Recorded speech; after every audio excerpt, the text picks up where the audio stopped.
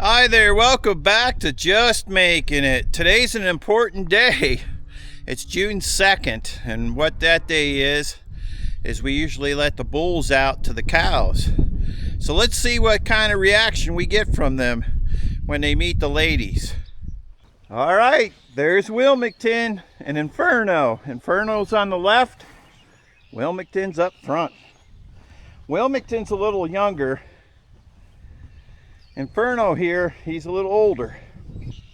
We're gonna run both of these bulls this year. And I showed them the gate, it's open.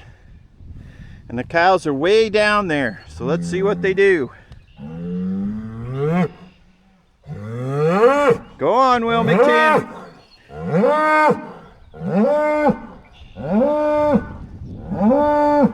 Go on, Inferno. Go on, buddy. Come on, go.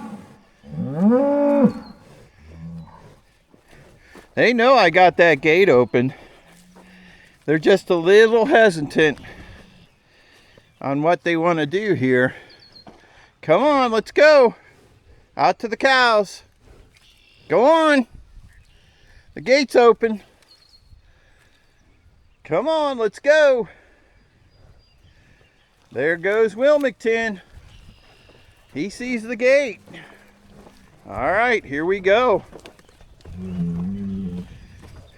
Wilmington, there he goes.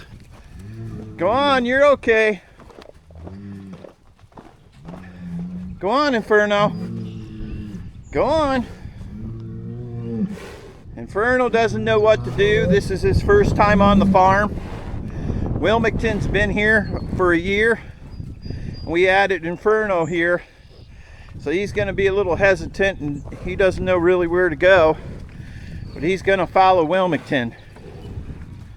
Okay, here's the girls. We're down by the gate waiting on the bulls. You would think the bulls would run right down here to the ladies. But they're up there at the barn fighting. So I think they're getting dominance now. How you doing, girls? You ready to meet some handsome men? Wilmington and Inferno. All right, they're gonna be coming. They can't wait for them. They'll probably breed most of them, I would say, within 2 weeks here. We like to lead the bulls out at this time because they're usually born like around March, April, and then the later ones in May. So this is perfect. They're real shy once they meet the cows. They don't know what kind of reaction they're going to get from them.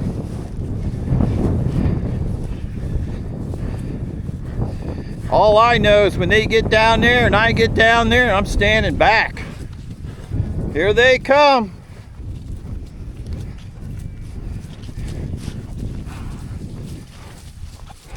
Here they go. They're coming down now. Look out, Lise.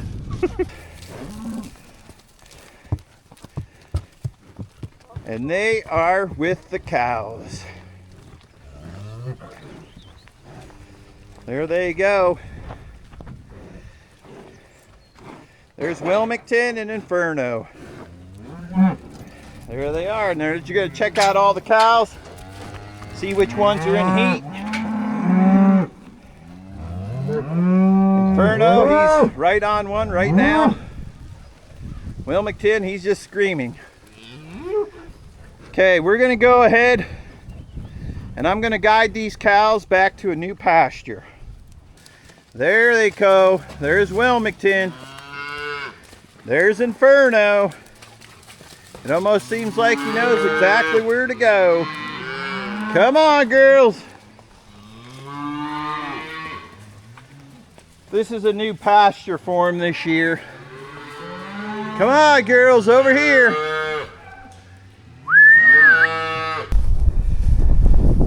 Well, Wilmington and Inferno, they made it out here with the cows.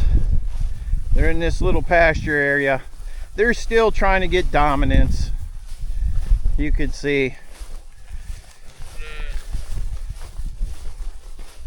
they'll fight a little bit, and then they'll know who's boss.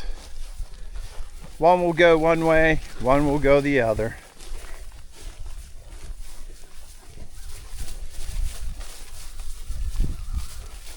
So off they go.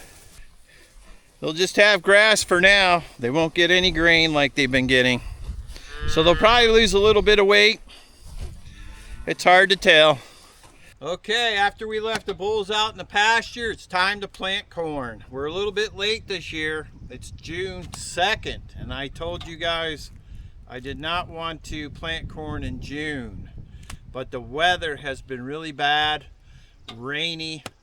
It's been cold, so now it's just starting to get nice.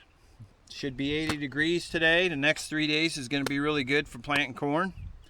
And right now I'm putting fertilizer in the tank. This is 10-30-10 MAP.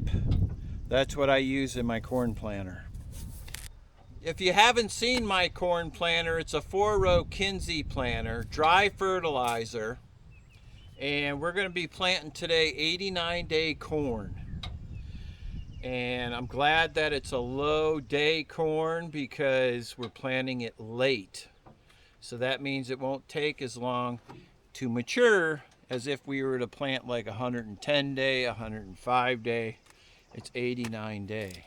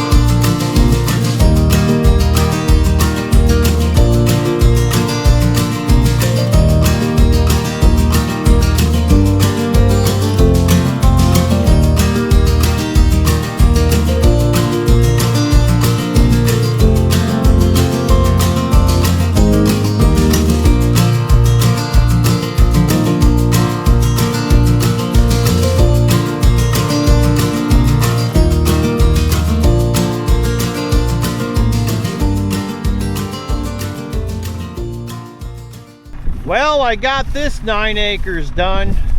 We've got another field to do across the street. And you can see, if you're wondering what that high grass is, that is rye. I'm planting right through the rye, and I sprayed it, so I burned it down, and I plant it right over the top of it. So we'll see how it does. I wanted to show you a little bit about my corn planter. It's a Kinze 4-row double frame no-till, and for people out there that's never seen a corn planter or wants to know what no-till is, I'll show you. Let's start up front here. This corn planter, okay, up front has 2 boxes. These are fertilizer boxes, and you've got the disc down below. The fertilizer drops down this tube between the 2 discs and puts the fertilizer down. And then the next step, right here, this is what makes this corn planter a no-till, and that's pretty much all it is. If you see a disc in front of your row units that looks like this, usually they're a little wavy, sometimes they don't have to be, but it creates a slit in the ground, and you can plant right over grass. You don't have to till, and that creates a little trench there, okay? And then the next step, your seed falls down, and after your seed falls down, you got your closing wheels in the back right here. My closing wheels are cast iron. There's 2 of them, and they sort of pinch the ground.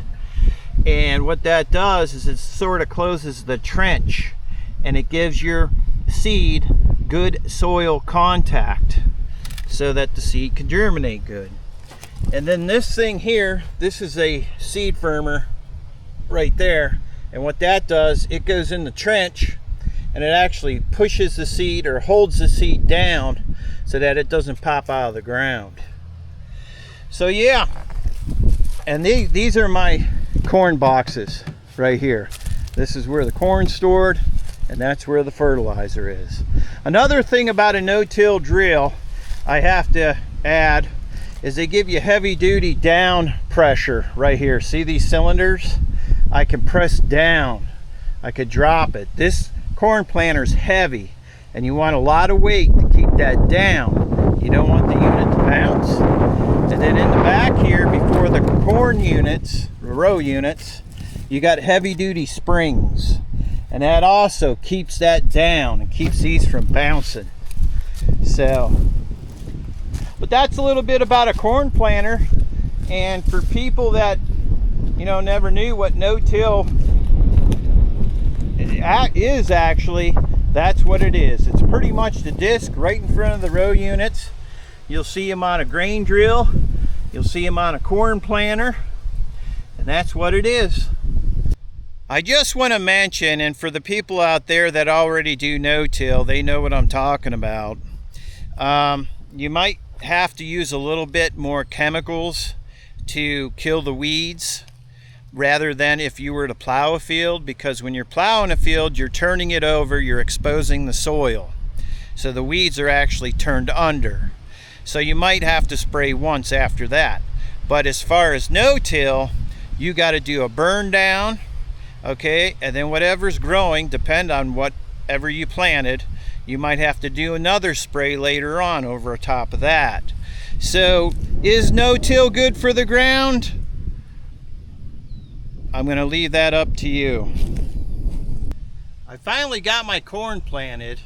I planted about 20 acres. That's all I need this year. But it was awful hard to get into the field. It would rain for a whole week. The weather got cold.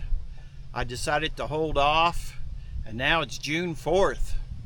And I've never planted corn this late. But the people that did get their corn in before the bad weather, it's out of the ground, and it's maybe about that tall, and it's yellow. So that's why I decided to hold off. Whether it was a good choice, we'll find out. But we got a lot of planting here ahead of us. We're going to plant some hay, we're going to cut hay, and hopefully we get some good weather. I'll see you on the next video. Thanks for watching.